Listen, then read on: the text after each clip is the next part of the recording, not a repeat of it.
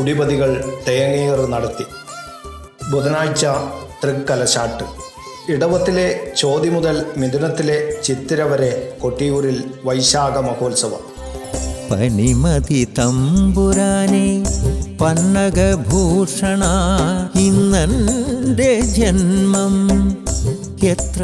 ചോതിനാളിൽ നെയ്യാട്ടത്തോടെ തുടങ്ങിയ യാഗോത്സവം ചിത്തിര നാളിൽ തൃക്കലശാട്ടോടെയാണ് സമാപിക്കുക. കൊട്ടിയൂരിലെ സമാനതകളില്ലാത്ത വൈശാഖ മഹോത്സവം പരിസമാപ്തി ഘട്ടത്തിലേക്ക്. വഞ്ചിറയിൽ വലം വെച്ചു തൊഴുതു തിരുനാമ കീർത്തനം പാടാൻ കഴിഞ്ഞു.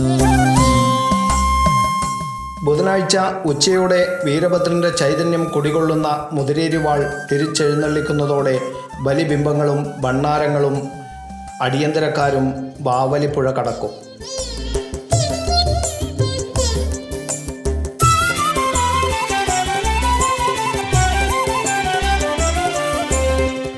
ഇന്ന് അത്തം നാളിൽ നടന്ന വാളാട്ടം, കുടിപതികളുടെ തേങ്ങയേറ്, അത്തം ചതുശത നിവേദ്യം, കൂത്ത് സമർപ്പണം എന്നീ വിശിഷ്ട ചടങ്ങുകൾക്ക് ആയിരങ്ങളാണ് കൊട്ടിയൂരിൽ സാക്ഷികളായത്. ഉച്ചയ്ക്ക് പന്തീരടി പൂജയോടൊപ്പം നടന്ന ശീവേലി ഈ വൈശാഖ മഹോത്സവത്തിലെ അവസാന ശീവേലിയായിരുന്നു. ശ്രീ പരമേശ്വരൻ്റെയും ശ്രീ പാർവതിയുടെയും തിടമ്പുകൾ എഴുന്നള്ളിച്ചപ്പോൾ പൊന്നിൻകുടവും വെള്ളികുംഭങ്ങളും വെള്ളിവിളക്കും കലശപാത്രങ്ങളുമായി സ്ഥാനികർ അകമ്പടി സേവിച്ചു. ശീവേലിക്കിടെ വാളശന്മാർ വാളാട്ടം നടത്തി.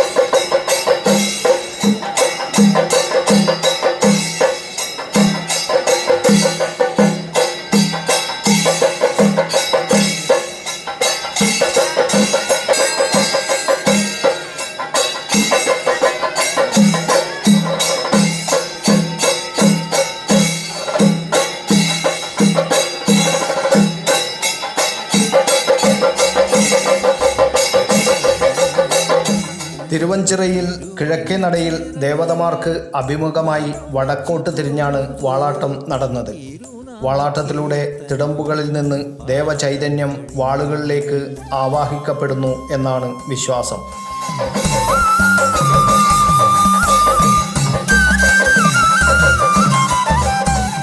തുടർന്നാണ് ഏഴില്ലക്കാരായ കുടിപതികളുടെ തേങ്ങയേറ് നടന്നത്. ഭണ്ഡാര അറയുടെ പിൻവശത്ത് അമ്മാറക്കൽ തറക്കും പൂവറക്കും മധ്യത്തിലുള്ള ശിലയിലാണ് തേങ്ങയേറ് നടന്നത്. പ്രായക്രമമനുസരിച്ച് ഓരോരുത്തരായാണ് തേങ്ങയേറ് നടത്തിയത്. തൊഴുതു നിന്നപ്പോൾ അമ്മതൻ ഇടനെഞ്ചിൻ സ്പന്ദനം കേട്ടു ഞാൻ.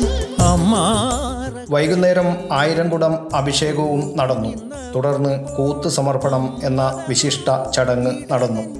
ഉച്ചയ്ക്കാണ് ഈ വൈശാഖ മഹോത്സവത്തിലെ അവസാനത്തെ ചതുശതമായ അത്തം ചതുശതം ഭഗവാന് നിവേദിച്ചത്.